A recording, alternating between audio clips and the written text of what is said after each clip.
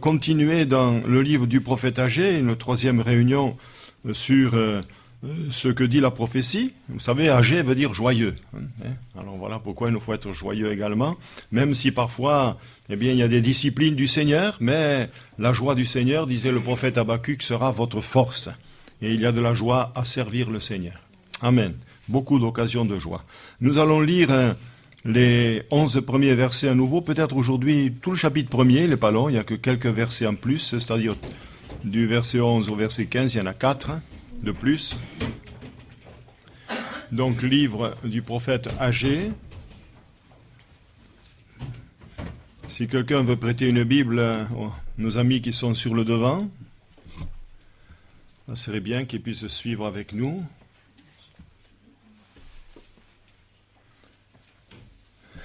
Vous pouvez suivre avec ou on vous donne un...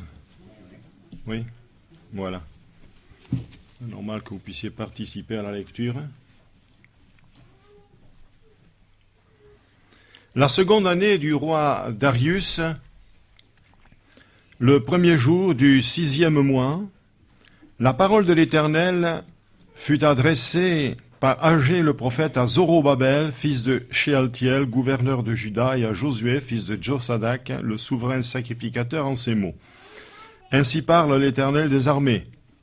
Ce peuple dit, le temps n'est pas venu, le temps de rebâtir la maison de l'Éternel.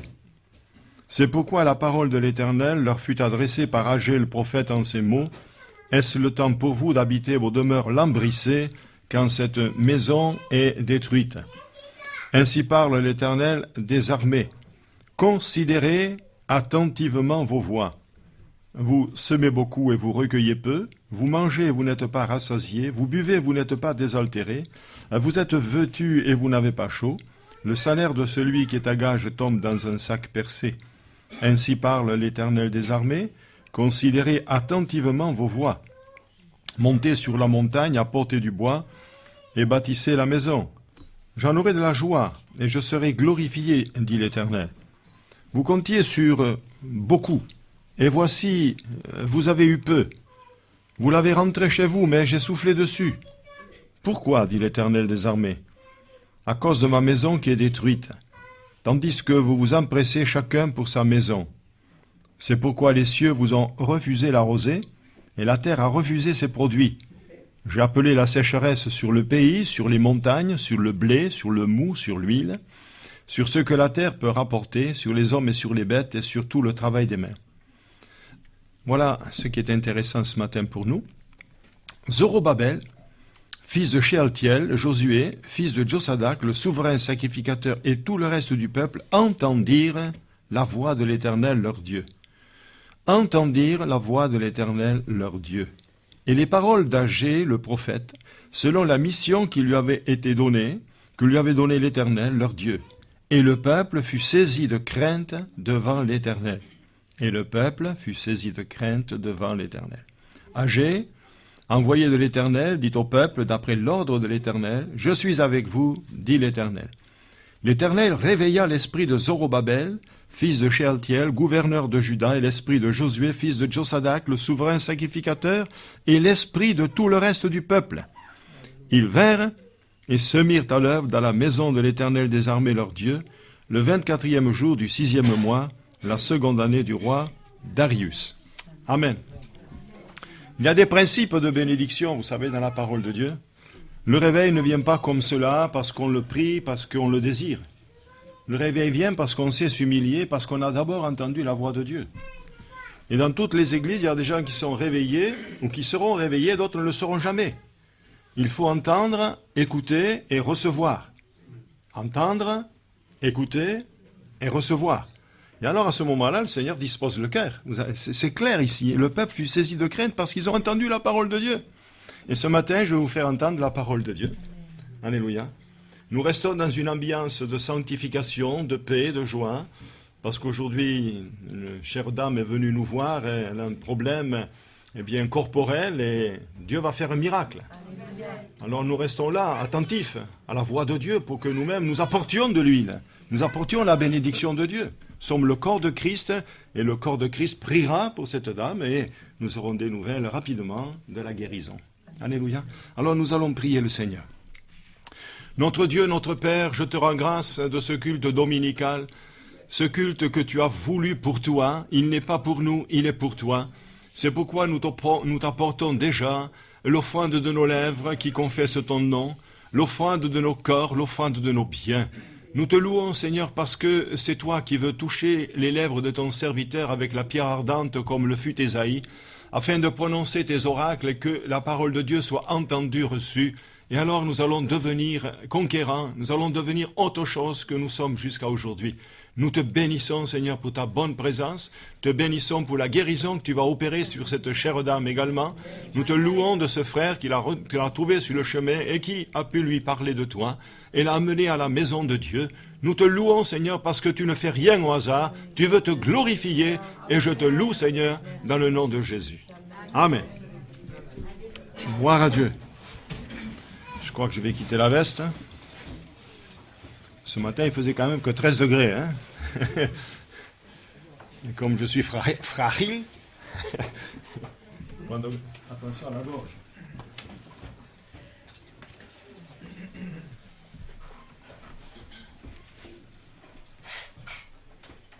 J'ai dit et je redis, ce sera donc la troisième fois. Une première fois, c'est la lecture. La deuxième fois, je vous ai dit que le peuple de Dieu a entendu la parole du Seigneur et que le peuple fut saisi de crainte.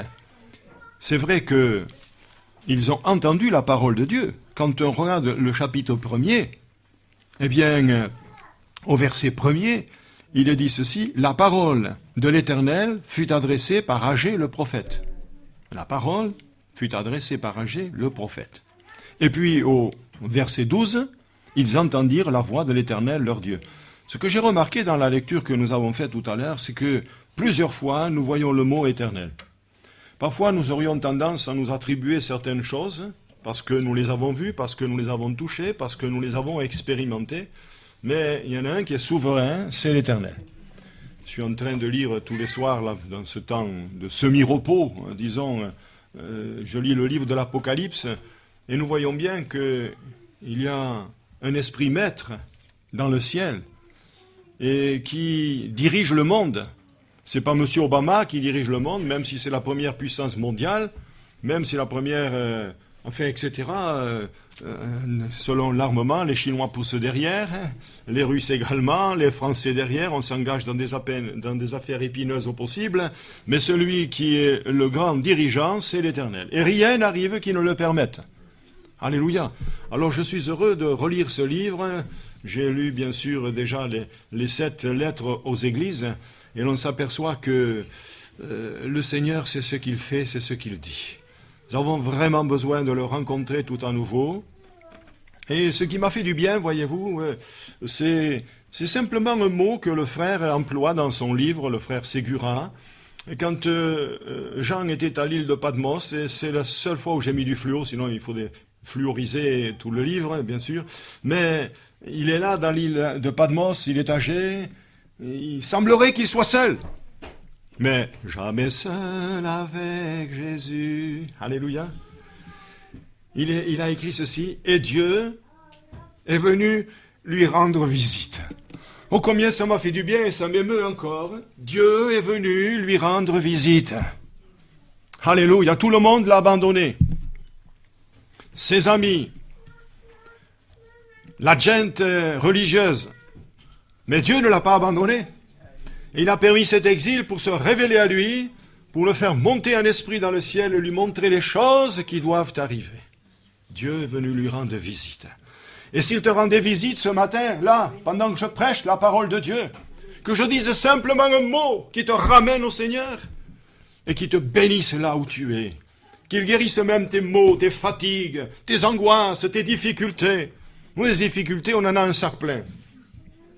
Mais vous avez remarqué, je n'ai pas amené le sac. Parce que je n'ai pas amené mes soucis, je n'ai pas amené mes angoisses. Je n'ai pas amené la déprime, je n'en ai jamais eu. Et j'espère que je n'en aurai jamais. Parce que j'ai 2 genoux et je sais me confier dans l'Éternel. Je sais qu'il, comme Paul, qu'il a mon précieux dépôt entre ses mains et que jamais rien ne faillira dans sa parole. C'est la parole de l'Éternel. Et je fais confiance à celui qui était, celui qui est et celui qui vient. Amen. Alors on va commencer la prédication. C'est vrai que le peuple de Dieu, ici donc le peuple hébreu, le peuple juif, a entendu la parole du Seigneur. Mais il y a plusieurs manières de l'entendre et surtout de la recevoir. On peut la recevoir dans la médiocrité, mais il ne faut pas y demeurer. Parce qu'ils l'ont reçu dans la médiocrité, plus que la médiocrité. Ils l'ont reçu dans la disette. Vous avez remarqué que le Seigneur a refusé tous les produits, le blé, le mou, c'est-à-dire le vin, l'huile. Et le blé, c'est quoi le blé? Qu'est-ce qu'on fait avec le blé? On fait du pain. Et Jésus est le pain de vie. On pourrait dire qu'ils étaient privés de la présence de Dieu. Le mou, c'est le raisin, c'est le vin. Le vin, c'est le symbole de la joie. L'huile, c'est le symbole de l'esprit. Finalement, ils étaient privés de tout. Privés de joie, privés de sa présence, privés du Saint-Esprit. Ah, mes frères, mais comment pouvons-nous vivre en étant privés de tout cela? Et sur tout ce que la terre peut rapporter, dit-il. Sur les hommes, sur les bêtes, tout le travail de vos mains. C'était vain. Ils se vêtissaient, et ils avaient froid. Ils n'avaient pas chaud, disons. Ils avaient froid, oui, puisqu'ils se vêtissaient. Ils mangeaient, ils n'étaient pas rassasiés, etc., etc. Pourquoi, dit le Seigneur des armées? Parce que vous vous occupez de vos propres affaires, mais les miennes sont en instance. On verra plus tard, Seigneur. Et puis, on peut également recevoir cette parole de Dieu dans le raisonnement. Le temps n'est pas venu. Le temps de revêtir la maison de l'Éternel. C'est vrai qu'il aurait fallu faire encore un petit peu d'exégèse, d'histoire. Il y a eu des difficultés.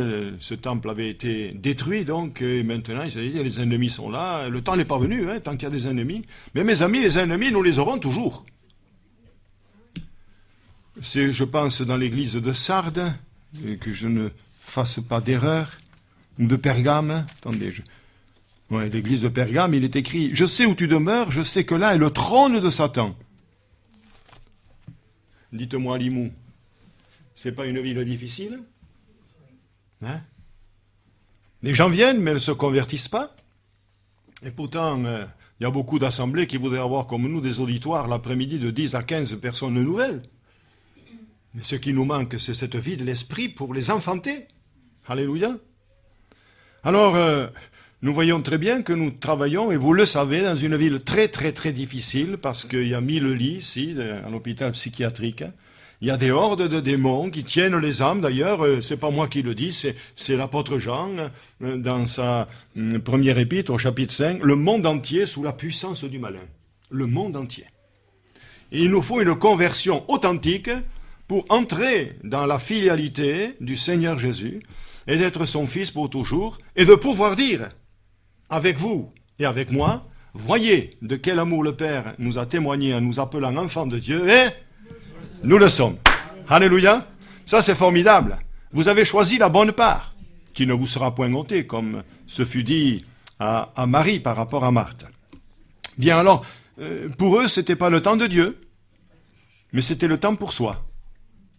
Vous savez pourquoi? Je vais vous le dire. Parce que le cœur n'y était pas. Et si notre cœur n'est pas entièrement à l'Éternel, il manque quelque chose. Il faut que le cœur y soit. Vous avez remarqué que souvent on dit « je l'ai fait de bon cœur ». C'est-à-dire avec une bonne disponibilité, avec amour. Le cœur n'y était pas. Et quand le cœur n'est pas quelque chose, vous savez, on fait des mauvaises choses. On le fait parce qu'il faut le faire, mais le cœur n'y est pas. Alors, il faudrait que je fasse une étude sur le cœur. Il y en a eu 45 d'études, alors ça suffit pour l'instant. Mais est-ce que votre cœur ce matin est dans l'assemblée où il pense au rose vif de midi? Est-ce qu'il pense au travail de demain? Est-ce qu'il pense à ce que vous ferez plus tard?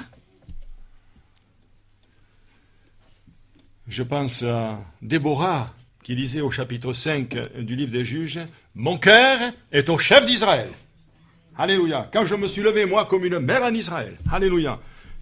Les chefs étaient sans force quand je me suis levé, moi, Déborah. Son cœur était là. Elle voyait les chefs, elle voyait les sous-chefs, elle voyait les papes et les sous-papes. Ils étaient tous là, paniqués, affolés, lamentables et misérables, c'est sûr. Ils tremblaient tous devant l'ennemi. Mais elle s'est levée, une femme. Quelle honte! Quelle honte!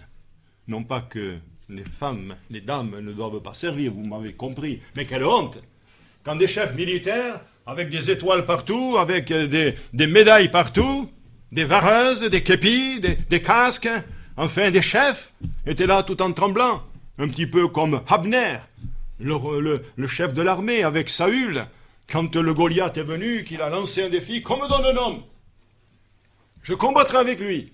Ouais, mais je veux dire, pas difficile quand on fait 3,20 m, hein. Quand on a une lance comme une ensouple de tisserand, c'est-à-dire qui fait 9,6 kg, on n'a pas de difficulté à combattre un petit bonhomme, même s'il fait 1,80 m, car David devait faire au moins 1,80 m, 1,90 m. Mais comment vous le savez, vous, ça? Ben, je fais mes petits calculs à moi. Saül dépassait Israël de toute une tête. Donc, il était le plus grand. Et il a voulu mettre son armure à David. Moi, comme je dis souvent, je ne donnerai pas mon manteau à Myriam, hein. Ça lui couvrait même les pieds. Alors, tous tremblaient, le roi, Saül, le chef de l'armée, Abner, tous tremblaient. Mais un petit bonhomme nommé David, parce qu'il marchait avec Dieu, parce que son cœur était à Dieu, s'est levé et a tué le Goliath. Mes frères et sœurs, il faut que notre cœur soit entier. Un cœur entier. Alors nous ne craignons rien. Rien. Nos destinées sont dans sa main. Alléluia. J'ai parlé dans le culte d'il y a 3 semaines de ce qui est arrivé à Géasi, j'allais dire le secrétaire, oui, le trésorier, oui, le serviteur, oui, d'Élisée, qui a couru derrière Naaman pour lui demander de l'argent, pour lui demander bien des choses, mais quand il est revenu à la maison, Élisée lui dit « Où étais-tu ? Où étais-tu passé? Je t'ai cherché pour faire le repas, tu n'étais pas là. Je t'ai cherché pour nettoyer mes souliers, tu n'étais pas là. Je t'ai cherché, je t'ai pas trouvé. » On dit, mais ton serviteur est allé ni d'un côté ni de l'autre. Il dit, mon esprit n'était pas absent. Quand tu as couru derrière cet homme et tu lui as demandé des présents, alors écoute, la lèpre de Naaman s'attachera à toi, à ta famille, pour toujours. Il est écrit même, s'attachera à toi et à ta postérité pour toujours. Et Géasi sortit de la présence de l'Élysée avec une lèpre blanche comme la neige. C'est terrible de désobéir à Dieu et de croire qu'il ne nous voit pas, de croire qu'il ne nous entend pas, de croire qu'il laisse tourner pour ne pas voir nos agissements ou nos paroles ou nos actes. À son regard de flamme, rien n'est caché, rien n'est couvert. Alors, est-ce le temps de la corruption, de l'infidélité comme ce pauvre serviteur Géasi, ou est-ce que c'est le temps de la sainteté et de la fidélité? Il est temps de chercher l'Éternel, dira le prophète Amos. Dans le livre du prophète Jérémie, au chapitre 2, combien de fois avons-nous cité ce texte d'abondance? Au chapitre 2 et au verset 33, « Comme tu es habile dans tes voies pour chercher ce que tu aimes. » Vous voyez que vous connaissez le passage. Hein? « Comme tu es habile dans tes voies pour chercher ce que tu aimes. » Alors je n'irai pas faire quelques photographies, quelques exemples, le texte suffit à lui-même, hein, mais nous sommes habiles, c'est vrai, pour chercher ce que nous aimons. Et je n'en dirai pas davantage, mais c'est un reproche qui est fait ici. C'est un reproche qui est fait encore au peuple d'Israël. Ce reproche, c'est une différence qu'il y a avec la fidélité et l'affection de l'esprit. Regardez dans les livres des Colossiens au chapitre 3e. Si vous êtes ressuscité avec Christ, cherchez les choses pas en bas, en haut. Si vous êtes ressuscité avec Christ, cherchez les choses d'en haut. Je pense, mes frères et sœurs qui avaient jeûné avec moi la semaine dernière, vous avez entendu une petite exhortation sur ce texte-là, des Colossiens. Nous sommes restés toute la semaine sur le chapitre 3. Alléluia. Et nous nous sommes fait du bien. Non pas que c'était une prédication avec de larges envolées, mais simplement quelques pensées pour nous placer là dans l'affection de l'esprit, parce qu'il y a l'affection de la chair, c'est la mort, et il y a l'affection de la vie, c'est la vie éternelle. Alléluia. C'est l'abondance spirituelle. sommes que de passage sur cette terre et moi je ne voudrais pas rater ma vie. Et c'est pourquoi je l'entretiens. Et finalement, en prêchant l'évangile, ça me permet d'entretenir ma vie spirituelle, de chercher, de fouiller, de prier, de jeûner, alléluia, et d'être en bonne condition physique, morale et spirituelle pour vous servir, en ayant d'abord servi l'Éternel. Mais quelle joie de savoir qu'aujourd'hui il y aura une guérison. J'en suis certain, comme j'ai 5 doigts à la main, ma chère dame, parce que vous êtes venus dans la présence de Dieu. Et dans la présence de Dieu, les malades doivent être guéris. Vous ne connaissez pas l'Éternel, vous ne connaissez pas Jésus-Christ crucifié pour vos péchés, mais vous allez apprendre que sa main est sur vous et qu'il vous a dirigé par son esprit. Alléluia. Alors il est bon d'être prêt à toute heure. Il est bon d'être prêt à tout moment, parce que nous ne savons pas ce qui nous attend dans la minute qui suit. Certes, nous n'avons pas toutes les inspirations que nous voudrions avoir. Élisée ne l'avait pas non plus quand cette pauvre femme qui avait perdu son fils est venue vers lui. Il dit, l'Éternel me l'a caché, me l'a pas fait connaître. Mais ensuite, il savait ce qu'il fallait faire. C'est quand même trompé en envoyant son serviteur avec un bâton, mettre le bâton sur le visage de l'enfant qui ne s'est pas réveillé. Mais quand cette femme l'a saisi par les pieds, il lui a dit, maintenant je sais ce qu'il faut faire. Il est allé, il s'est couché sur l'enfant, etc. Et il l'a ressuscité. Béni soit le Seigneur, c'est ce que nous voulons. Amen. Voir la gloire de Dieu dans vos cœurs, dans vos vies, dans l'Église, dans nos foyers. C'est ce que nous voulons. Ce n'est pas un évangile au rabais, c'est un évangile fort et puissant. Nous restons toujours dans la pensée de ce que nous avons lu dans Agé le prophète, et l'infidélité, la paresse, etc. Et dans l'évangile de Matthieu, au chapitre 24, verset 45, il est dit « Quel est donc le serviteur fidèle et prudent que son maître a établi sur ses gens pour leur donner la nourriture au temps convenable. Heureux ce serviteur que son maître, à son arrivée, trouvera faisant ainsi. » Donc on s'aperçoit ici qu'il y a un besoin qui est urgent, c'est l'activité. Je crois qu'il y a un texte dans le livre des Proverbes comme ça. Hein? Oui, il m'arrive là. Un fax arrive. Le précieux trésor d'un homme, c'est son activité. Ah tiens. Par contre, il y a un texte sur le paresseux aussi. Le paresseux se tourne et se retourne dans son lit comme la porte sur ses gonds. Le paresseux dit, il y a un lion dans la rue. Alors s'il y a un lion dans la rue, je ne vais pas sortir pour me faire manger, je reste au lit. Le paresseux tue son gibier, mais il trouve pénible de le ramener à la bouche une fois qu'il est... C'est pas possible. Et pourquoi le Seigneur a donné ça? Est-ce possible que des chrétiens soient paresseux? Est-ce possible que nous préférions le lit eh bien qu'à l'activité?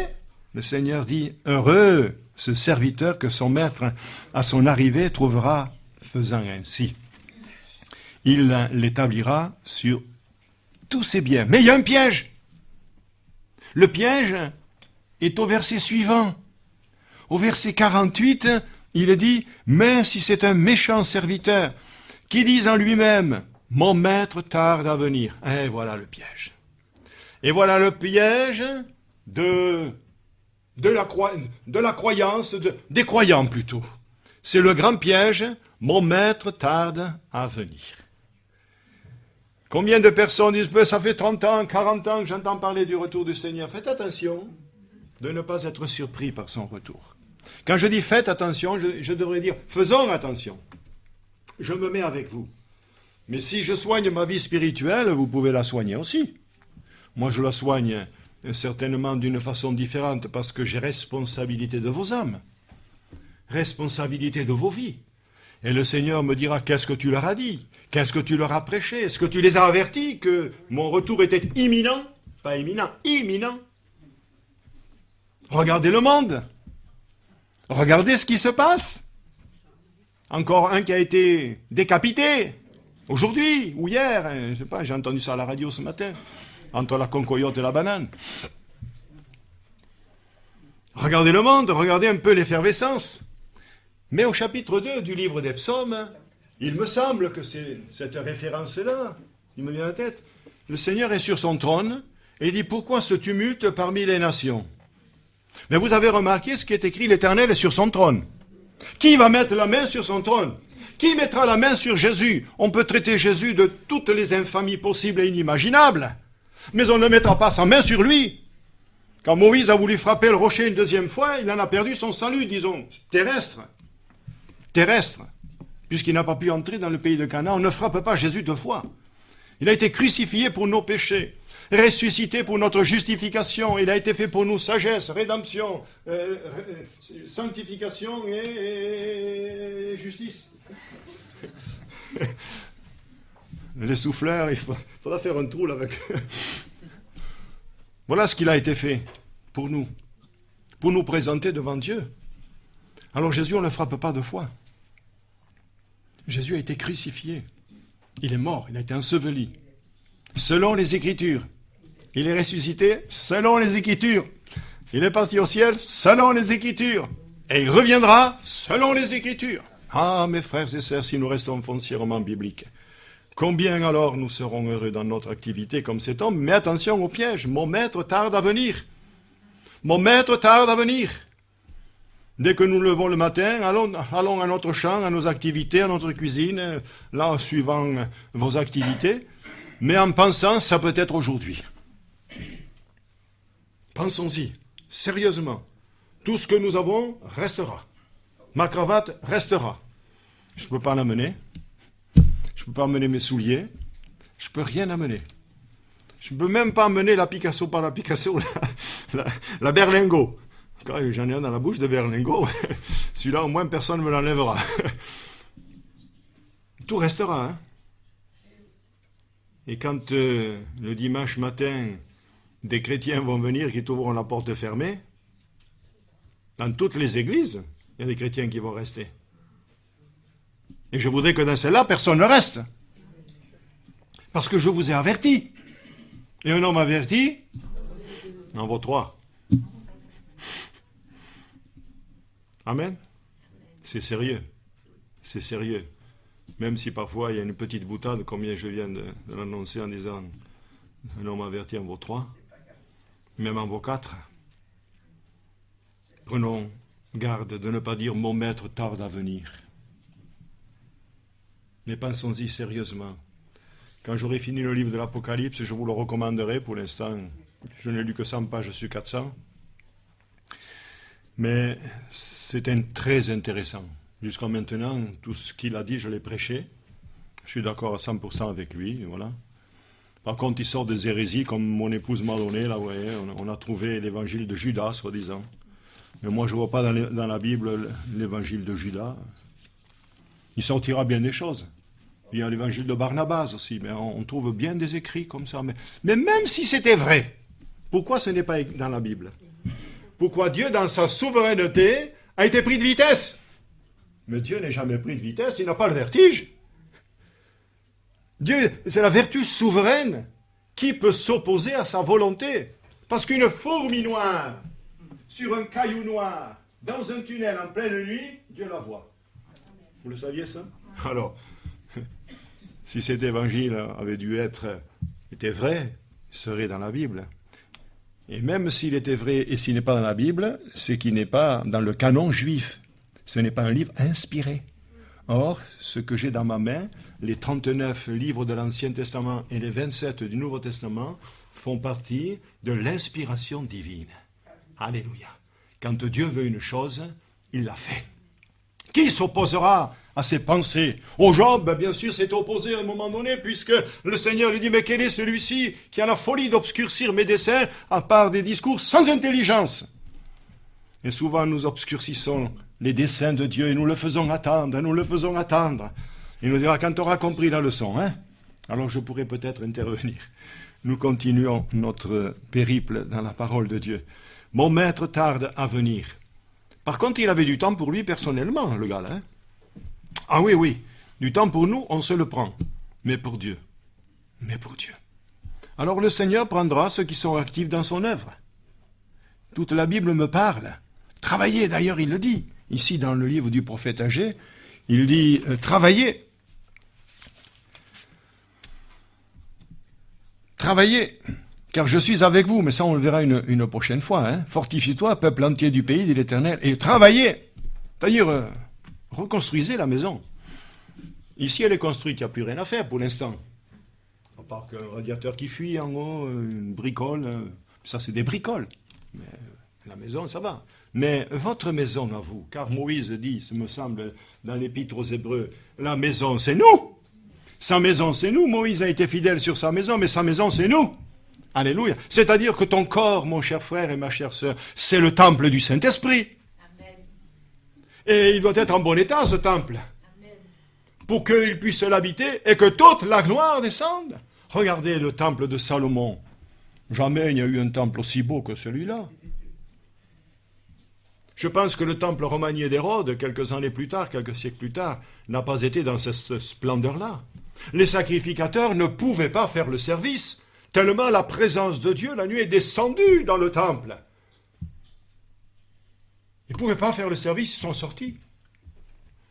Et Salomon, là, rempli de sagesse de l'Éternel, s'étant debout sur l'estrade, levé les yeux, les mains vers le ciel, a fait cette prière extraordinaire.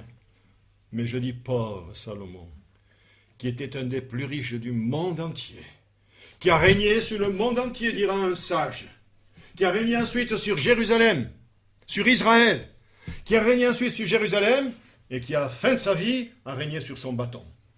Il a tout perdu. À cause de sa maison qui était détruite, c'est-à-dire de son propre corps, puisqu'il s'est livré aux idoles de ses femmes, il a construit des maisons à ses femmes, et des maisons entre parenthèses, de Dieu avec un petit d, des idoles, et lui allait s'y prosterner. Lui, nous dit la Bible, à qui l'Éternel s'était révélé 2 fois.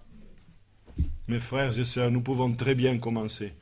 Vous avez vu des chrétiens qui ont 20 ans de conversion, 30 ans de conversion, et puis qui débrayent, puis qui abandonnent le Seigneur. Mais c'est une chose possible, ça. Il manque quelque chose dès le départ. Et je disais à mon petit-fils, qui a le privilège d'avoir les pieds dans l'huile, je lui disais, quelqu'un qui ne prie pas, qui ne vient pas aux réunions de prière, est programmé pour la chute. Écoutez bien, c'est enregistré. Il est programmé pour la chute, car la parole de Dieu me dit, attention. Et moi je suis là comme la voix qui crie dans le désert, on n'aimait pas Jean-Baptiste, c'est sûr, on ne l'aimait pas. Parce qu'il disait la vérité. Mais moi je suis là pour vous avertir, mes frères et sœurs, il vous faut prier, il faut venir dans la communion fraternelle. Il faut lire la parole de Dieu, il faut vous imbiber. Sinon, un jour ou l'autre, j'ai des exemples, vous le savez, pas loin de moi et de mon épouse, vous le connaissez, je ne citerai rien d'autre. C'est pas le tout d'être là, c'est ensuite dehors. Dites-moi, est-ce que j'ai raison ou est-ce que j'ai tort? Si j'ai tort, je m'arrête. Mais quand même, au bout de 45 ans, j'ai eu le temps d'analyser, de peser, de voir, de tirer des conclusions et de pouvoir dire ce que je vous dis ce matin. Alléluia. Je crois avoir assez d'intelligence, comme disait l'apôtre Paul, et assez de sagesse pour vous dire ces choses-là avec force, parce que j'ai la responsabilité de vos âmes. Si j'étais un pasteur moderne, tous les matins, on lirait un petit psaume, là, une petite louange. On ferait venir des chorales, les bras en l'air, on s'amuserait. C'est formidable, on a passé une bonne journée, oui, mais ton âme. Et ta vie spirituelle. Tu ne veux pas reprophétiser? Tu ne veux pas être renouvelé dans les dons spirituels, mon frère, ma sœur? Amen, dit la sœur. Eh bien, ce matin, ma sœur, laissez-vous saisir par le Saint-Esprit. L'apôtre Paul dit à Timothée, renouvelle le don que tu as reçu par l'imposition de mes mains. Renouvelle. Renouvelez votre don. Renouvelez votre foi. Renouvelez votre consécration. Renouvelez votre amour pour le Seigneur. Alléluia. Qu'est-ce que vous avez mangé, pasteur, ce matin? De la concoyote à 12%. Une banane et quelques figues. Voilà, vous voyez mon menu. Mais c'est pas ça qui me donne du punch. Car dans l'homme, c'est l'esprit. Alléluia. Et c'est ce qu'il nous faut pour tenir ferme après avoir tout surmonté. Nous arrivons au point d'orgue de la prédication. Nous avons tourné, on pourrait dire, autour de ce que je vous enseignais. Nous avons dit que le piège, c'était de dire mon maître est bien tard à venir. Il avait du temps pour lui personnellement. Je vous ai dit que le Seigneur prendra ceux qui sont actifs dans son œuvre, par la prière, par le témoignage, par la communion, par le service quelconque. Il faut être à l'œuvre du Seigneur. Il y a un travail à faire. Me voici, Seigneur. Vous avez remarqué quand Dieu appelait Samuel? Samuel, Samuel. Il l'appelait combien de fois d'après vous? Hein? Ben moi je dis 8 fois, parce que chaque fois il a dit Samuel, Samuel. Non, 4 fois. C'est la 4e fois qu'il s'est révélé à lui. Alors il l'a appelé quand même Samuel, Samuel. Et Samuel dit, me voici, mais lui s'est trompé, il est allé vers Élie.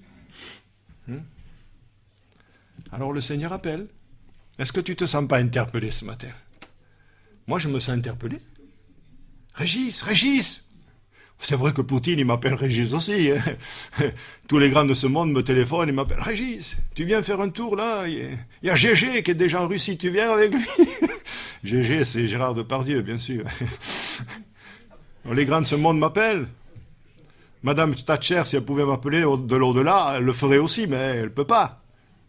Mais les djihadistes m'appellent aussi. Viens avec nous! On te donnera une Kalachnikov. Non! Par contre, si le Saint-Esprit m'appelle, 2 fois, je dirai, me voici, Seigneur. Ton serviteur écoute. Alléluia.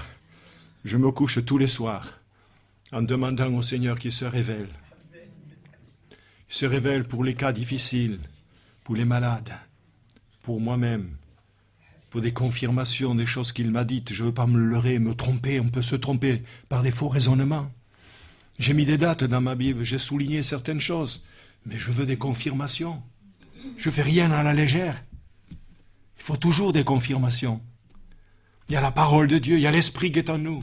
Et il peut y avoir une prophétie. Mais pas isoler les choses. Il nous faut des fondements sûrs pour ne pas se tromper. Et moi, je ne vous tromperai pas. Parce que ce que je vous dis, c'est que je le sais. Et pas peut-être que, vous savez, un jour, un prédicateur, il y a 40 ans, avait prêché sur l'ours qui tenait 3 côtes dans sa bouche, là, hein, dans le livre de Daniel, dans le livre d'Ézéchiel, des choses qui sont assez difficiles, qui pourtant sont assez explicables. Hier, je regardais dans la Bible de Genoud, par rapport à ces animaux, vous savez, il y a le lion, et il y a l'homme qui a une tête, il y a l'aigle, et puis il y en a un autre, le 4e, un veau. Alors il a donné une petite explication qui me plaît, mais ça ne me satisfait pas. C'est une petite explication, mais ça ne me satisfait pas. Alors je ne le prêcherai jamais. Vous comprenez? Quand je ne suis pas sûr à 100%, on pourrait dire à 120%, la mesure secouée qui déborde, je ne prêcherai pas. Et ce frère-là, donc ce pasteur, il y a 40 ans, disait, vous savez, je vous ai... Il avait prêché pendant 1 heure sur l'ours qui tenait les côtes dans sa gueule, etc., etc. Puis à la fin, il dit, vous savez ce que je vous dis, j'en suis pas sûr. Hein. Je vous ai tenu en haleine pendant 1 heure, mais... Oh. Dites-moi, c'est sérieux ça? Pas sérieux. Quand on dit, je suis pas sûr de ce que je vous ai prêché, alors prends ta valise et va au chou. Ce que je vous prêche, j'en suis sûr, je suis certain, à 100%. Vous voulez qu'on revienne au livre du prophète Agé, ce qui est intéressant pour nous ce matin? Eh bien, au chapitre 1er et au verset 7, il a commencé à dire, même au verset 5e, « Considérez attentivement vos voies. » J'ai dit la semaine dernière, si mes souvenirs ne me font pas défaut, en prenant du Plavix, ça élargit les coronaires, j'avais dit ceci, en parallèle avec les Corinthiens au chapitre 13, verset 7, ou 5 plutôt. Vous le savez, vous le connaissez ce texte. Hein? Allez, aidez-moi. Allez, examinez-vous vous-même pour savoir si vous êtes dans la foi. Considérez attentivement vos voies. Alors il dit, vous semez, vous recueillez peu. Alors, j'ai expliqué tout cela, j'y reviens pas, mais considérez attentivement. Alors, des fois, avec mes lunettes, là, elles me jouent des mauvais tours. Hein, alors, je suis là, je regarde, je les mets bien où il faut. Et puis, il y a une distance. Pour ces loupes, là, il y a une distance. Si je vois trop près, je ne vois pas. Là, voilà, là, c'est clair. Considère attentivement pour bien lire. Si pendant des heures je lis comme ça, ma vie va me faire mal. Mes yeux vont me faire mal. Je considère attentivement, et puis je considère ma vie. Je me dis, Seigneur, mais tu prêches depuis 28 ans ici. Des âmes viennent, d'autres ne se convertissent pas, des chrétiens rétrogrades. Alors je considère attentivement le pourquoi et j'en tire des conclusions. J'ai mes conclusions. Tout dépend de nous. Il faut revenir à l'étude que nous avons faite sur l'Église. L'Église, c'est un corps. Il n'y a pas que le pasteur. Le pasteur, c'est la voix, lui. La tête, c'est Jésus. Et vous êtes les membres. Alléluia. Je suis un membre, donc, puisque je suis la langue. Mais je ne suis pas tout. Je ne suis pas tout. Vous comprenez? On attend tout du pasteur. D'un côté, vous avez raison, il doit être un modèle en parole, en conduite, en foi, en pureté, en charité. C'est sûr. Mais ce n'est pas tout encore. Il faut que nous soyons scellés comme les doigts de la main. Il faut que nous soyons amour comme le bon vieux pain. Et quand une église est unie, ah mes amis, ça tremble. L'enfer va trembler. L'enfer va trembler. Et il faut faire trembler l'enfer. Ce n'est pas nous à trembler, c'est à lui à trembler. Parce que nous sommes investis de l'autorité royale, l'autorité divine. Nous avons été baptisés d'un seul esprit, régénérés par le Saint-Esprit. Alléluia. Et nous pouvons marcher dans la sanctification sans laquelle nul ne verra le Seigneur. Alors il dit, considérez. Et finalement, je suis heureux, enfin heureux de pouvoir dire ce matin, et ils l'ont fait. Alléluia. Et ils l'ont fait, ils ont considéré que ça n'allait pas dans leur vie. Frères et sœurs, est-ce que vous recevez le message de Dieu ce matin? Amen. Considérez, et ils l'ont fait. Regardez le verset 12 et 13. Ils entendirent la voix d'Agé le prophète, selon la mission que lui avait donnée l'Éternel leur Dieu, et le peuple fut saisi de crainte devant l'Éternel. Mais Dieu a tout vu. Mais Dieu a vu nos voix. Mais il a entendu nos critiques. Mais il a entendu nos paroles détournées. Mais Dieu a vu, mais Dieu a entendu. Mais qu'est-ce que je fais? Mais qui suis-je? D'où vais-je? Où vais-je? Je viens de la terre, mais je vais aux cieux. Alléluia. En passant par la croix. Alléluia. Considérez attentivement, ils ont considéré. Ils ont entendu la parole de Dieu. Et finalement, qu'est-ce qu'ils ont fait? Ben, ils ont répondu. Parce que ce n'est pas le tout de considérer. Mais quelqu'un dira, oh là là, il y a une tâche là. Hein? Et il y a une tâche ici. Et la sœur qui a placé ça dit, mais vous le prenez, vous le lavez. Je pense à une boulangère d'une église où j'ai travaillé. Il y a eu une réunion de jeunesse. Et en général, quand on reçoit des jeunes, on leur fait un petit goûter.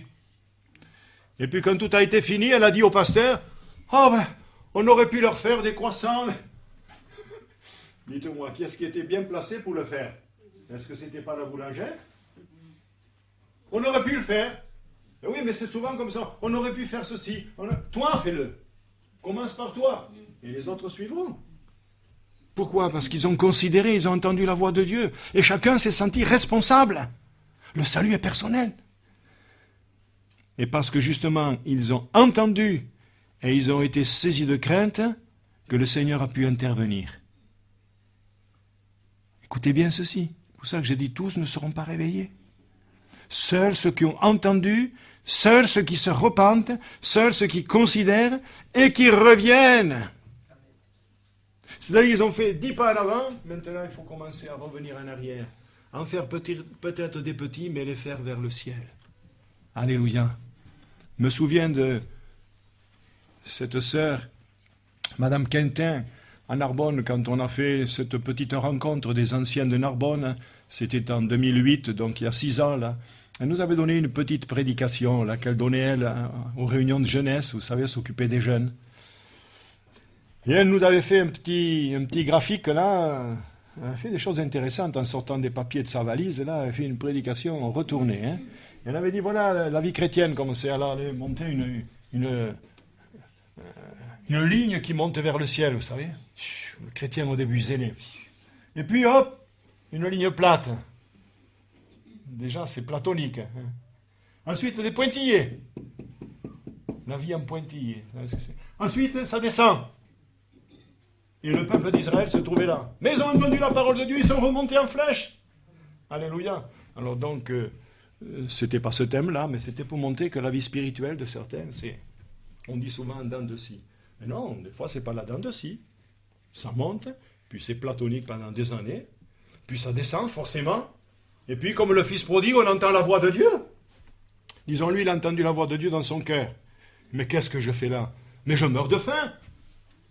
Et les serviteurs chez mon père, les mercenaires, ont du pain à l'abondance. Mais c'est pas possible. Mais je vais me lever. Et je vais aller vers mon père. Il va pas me mettre dehors. Il va m'accueillir même si je sens le cochon. Alléluia. Et vous connaissez l'histoire dans Luc 15. Alléluia. Il est revenu à la maison paternelle. Et il faut que nous revenions au Seigneur. De tout notre cœur, de toute notre force, de toute notre pensée, pour l'aimer avec ces vocables que je viens de prononcer. Alléluia. Ils ont été touchés, considérés, et ils l'ont fait. Et ce que je remarque, c'est qu'au verset 15, ou plutôt au verset 14, ils se mirent à l'œuvre. Ils se mirent à l'œuvre, c'est-à-dire ce que je n'ai pas fait, je veux le faire. Ils ont pris une décision. Hein. Quelle est ma réponse? Car il faut quand même que je pose une question. Je vous parle de la part du Seigneur. Quelle est ma réponse? Quelle sera ma réponse ce matin? Eh bien, je vais vous dire une chose. Il est à signaler quelque chose. Quand je dis je vais vous dire quelque chose, il est à signaler quelque chose. Eh bien, que Dieu a réveillé ceux qui ont craint la parole de Dieu. Et le peuple fut saisi de crainte devant l'Éternel. Verset 12.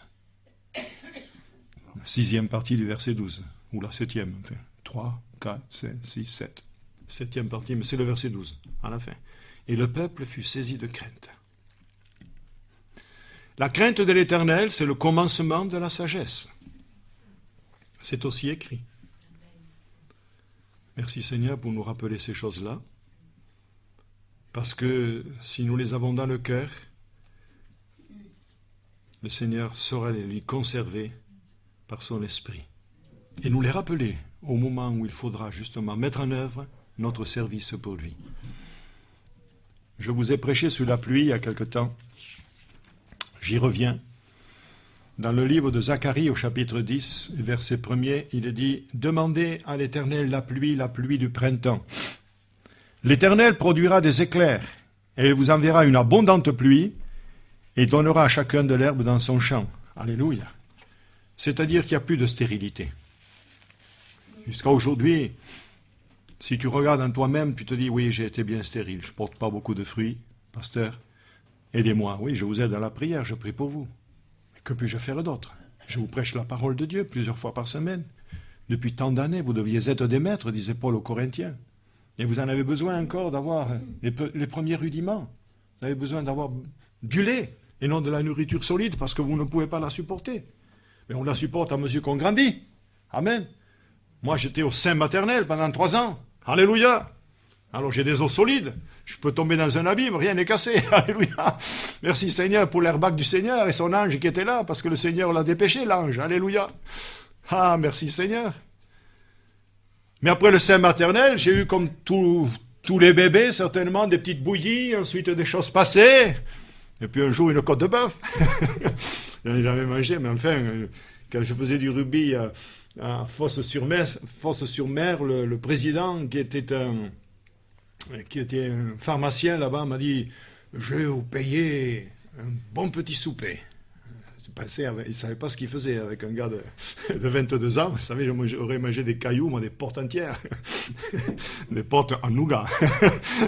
Et alors, il est là. J'ai été surpris. C'était la première fois que je mangeais un...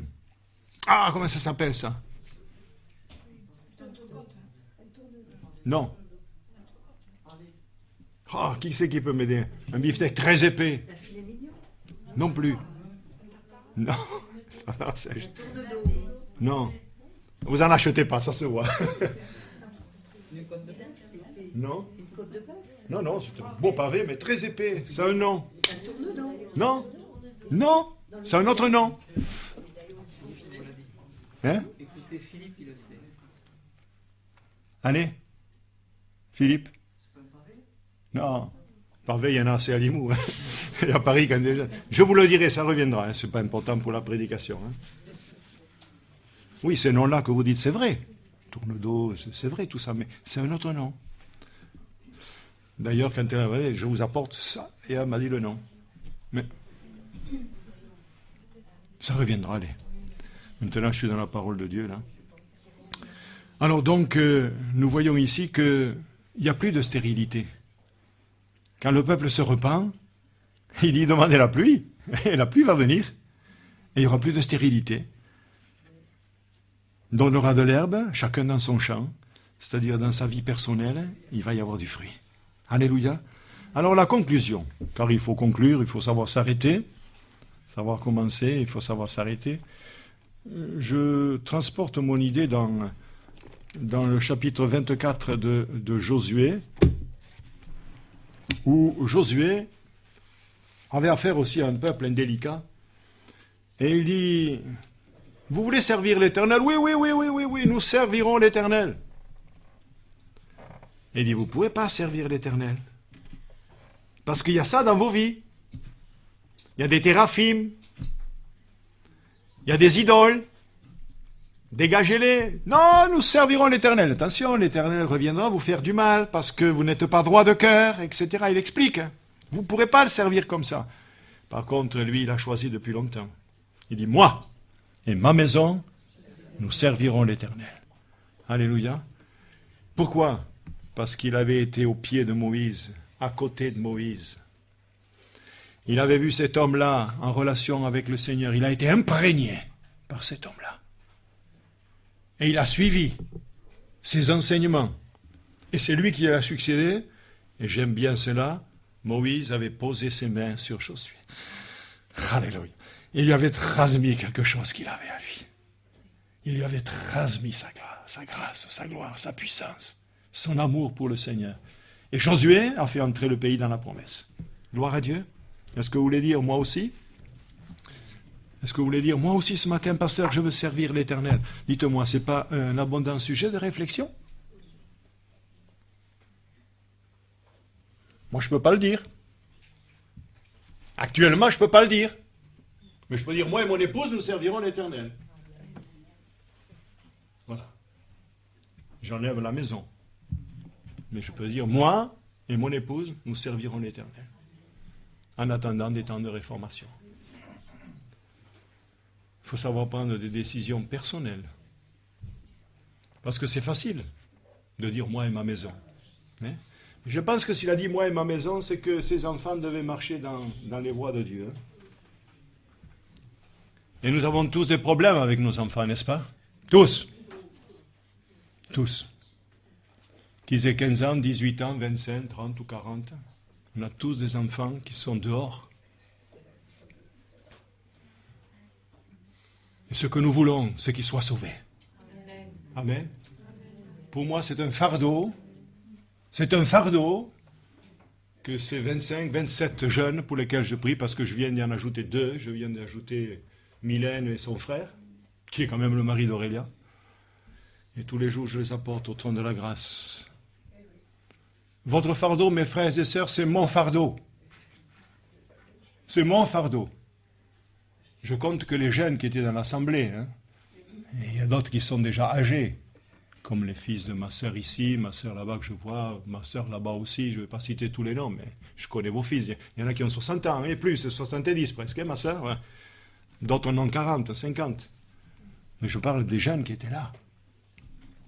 Alors dites-moi, est-ce qu'on peut s'amuser quand c'est comme ça?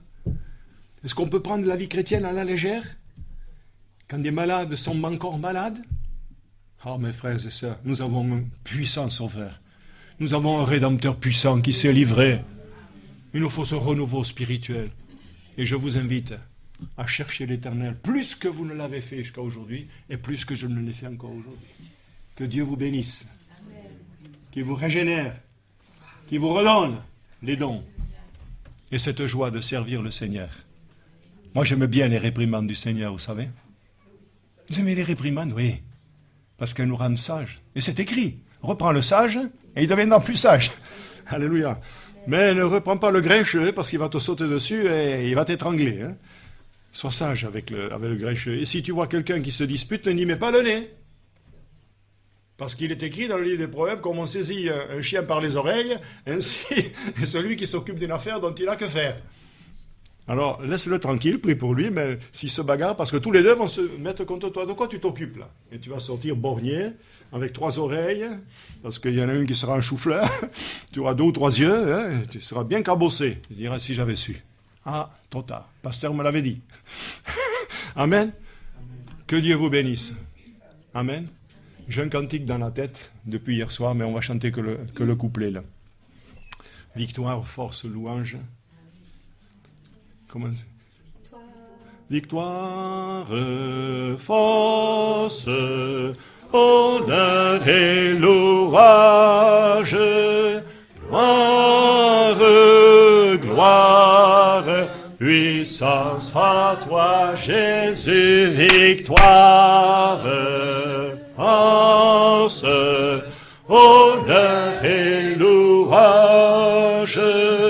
Gloire, gloire, puissance à toi, Jésus. Victoire, force, honneur et louange.